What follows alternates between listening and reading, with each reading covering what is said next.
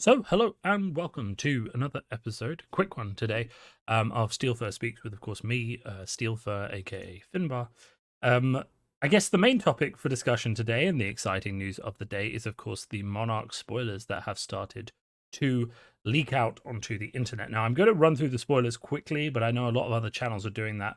So, really, I want to have a look at them, but I also want to just to address the broader issue as to whether or not I feel like this spoiler, like the first day of spoilers, has gone well, and whether I think that there's actually been a bit of a misstep here on sort of the front of how these spoilers have been released so far, which I think is I think is worth discussing because how this release hits is kind of going to impact us all and impact how we how people react to news about this set, and people seem very interested in it so far, but I think there is definitely a lingering problem. So let's run through the spoilers quickly, and the problem will become apparent pretty quickly to everyone when we get in there. So we start off with obviously Eclipse Existence. So this is one of the promo cards that is also a common, it seems, which will be given out along with the box. So there will be a box promo of this that will probably be cold foil, but this is a common, so everyone should be able to get it. And it is an instant, so you play it assumedly after an attack you control hits a light hero.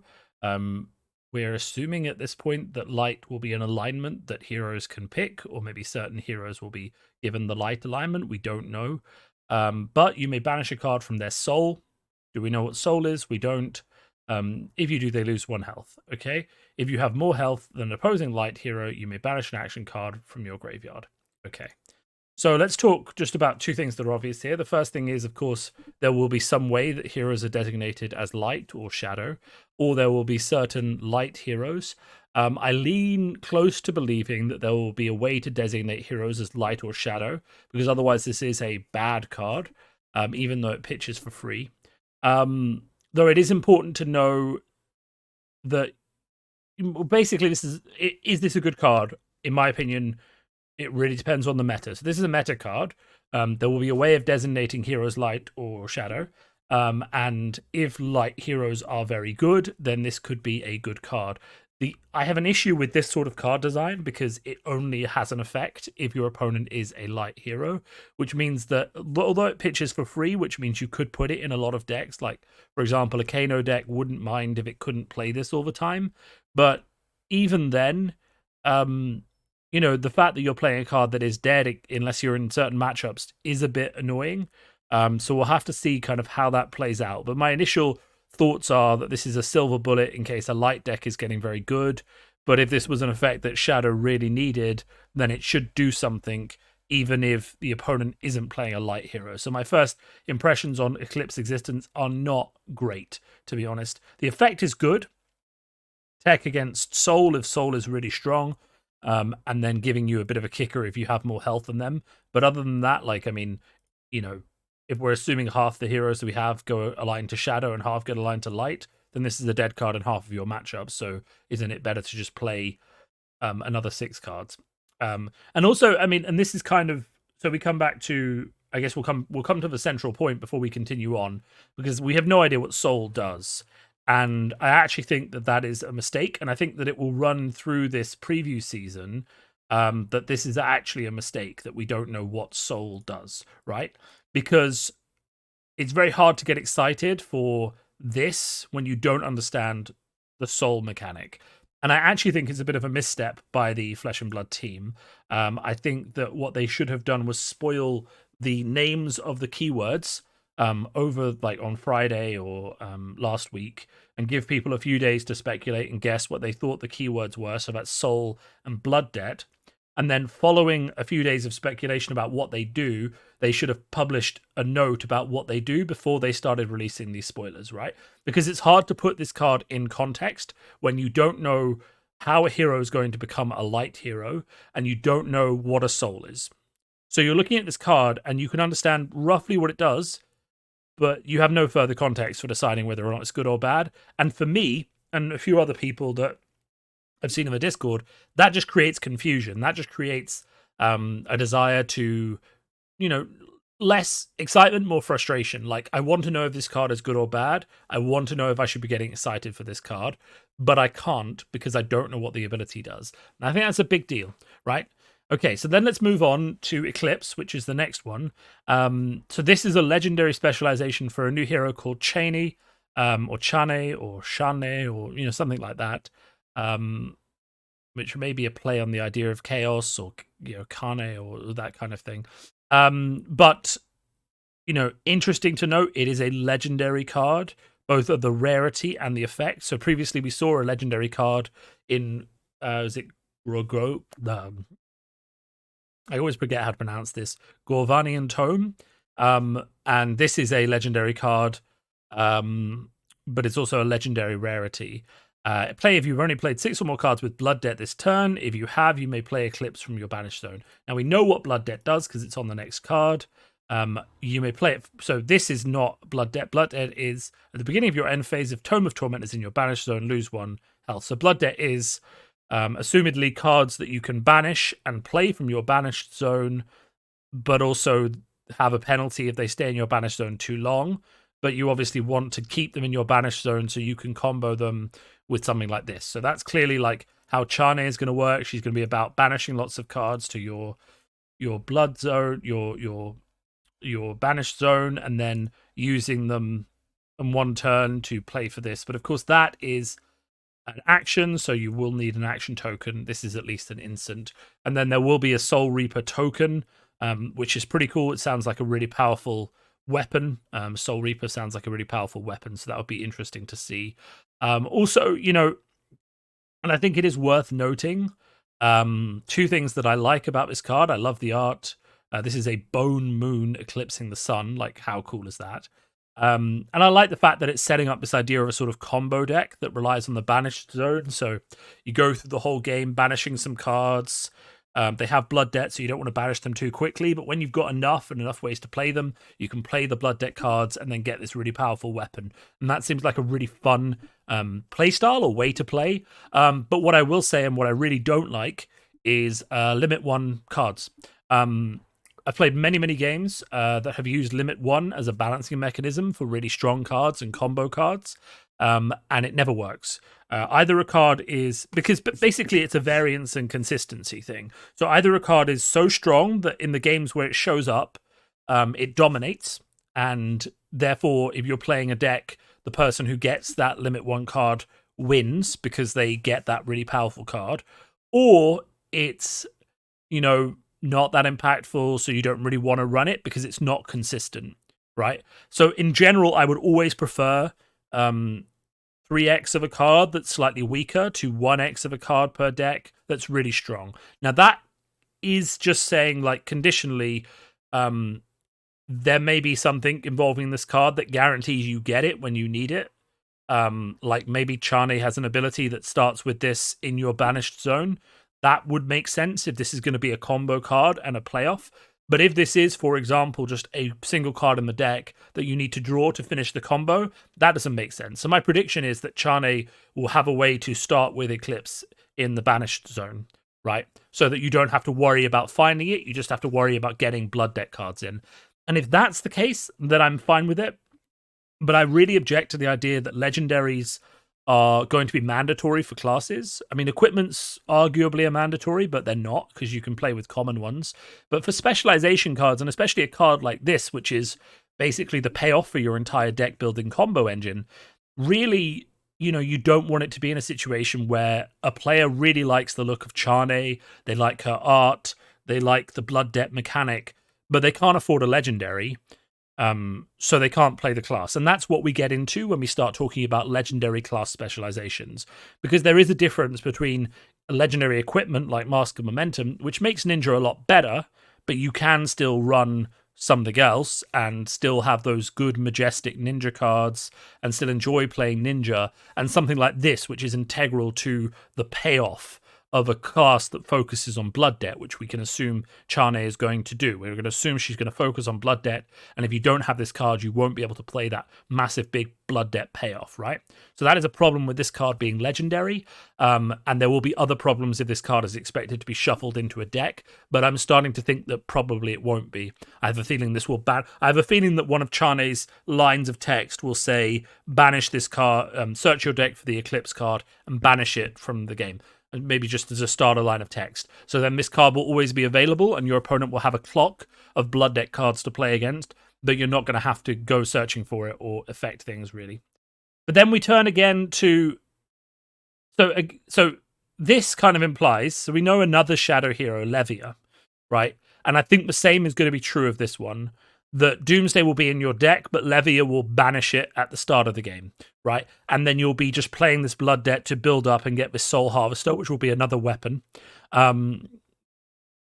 And yeah, I think that's just how these are going to work. I don't really see these, like, they'll be in the deck because they'll have to be on your deck list. But basically, as soon as the game starts, you're probably going to search through and banish them. That's kind of what I feel about those. I could be completely wrong, but otherwise it makes no sense to have these included as a legendary in the deck, but also included as a one-of, because they are combo cards, and there's no way in a 60-card deck you're going to guarantee you're going to get your combo card every time. And it seems like these guys are going to need those combo cards every time. Also, Blood for the Blood God, Skull for the Skull Throne. This is clearly a Warhammer flashback.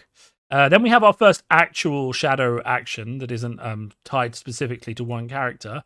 And this is, you may play it from your banished zone. That's cool. Draw a card, requires an action. I think this is cool in Kano. Just putting that out there. I think that you can, if you flip this with Kano, you get to draw a card. I think if you, which is nice. And it can often give you something you didn't have before. It wouldn't replace Tome of Aetherwind, though, or Finder's Tome. But the idea that I can banish it with Kano, and maybe I don't need to use it, so I'll just wait until next turn, and then play it with my action from my banish thing for a 5 or 6 turn hand if I've got something in Arsenal, does seem pretty good. And, you know, there we see Blood Debt, and I think there's going to be a lot more Blood Debt cards. This is just a Blood Debt Majestic, which is, drawing cards is pretty strong. But I imagine there'll be lots more common and uncommon Blood Debt cards as well. Celestial Cataclysm. So this is like a better E-Strike because it has 7 attack and go again.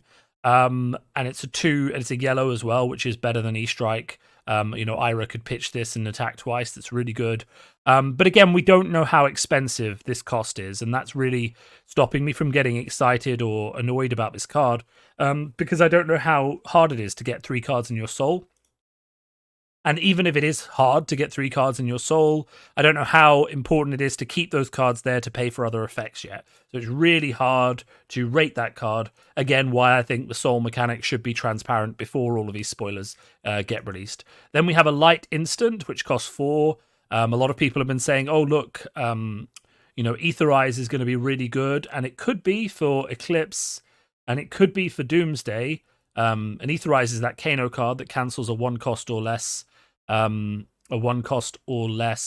instant, but is it going to be impactful for stuff like Tome of Divinity? It's not, because it costs 4, and a lot of people have been saying, oh, I'll just cancel it with Aetherize, but you can't because it's too expensive.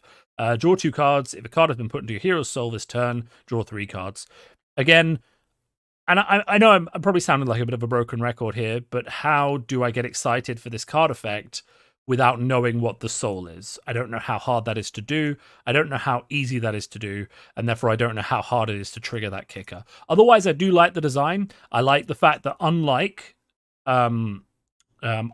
Eclipse Existence, this light card works regardless of whether or not the mechanic is true.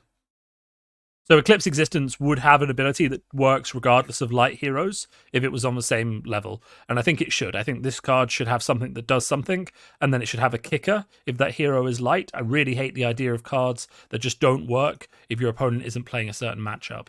And this card, again, I mean, 4 for 2. So that's a blue and a tunic token to draw 2 cards or 3 cards. Could be really strong.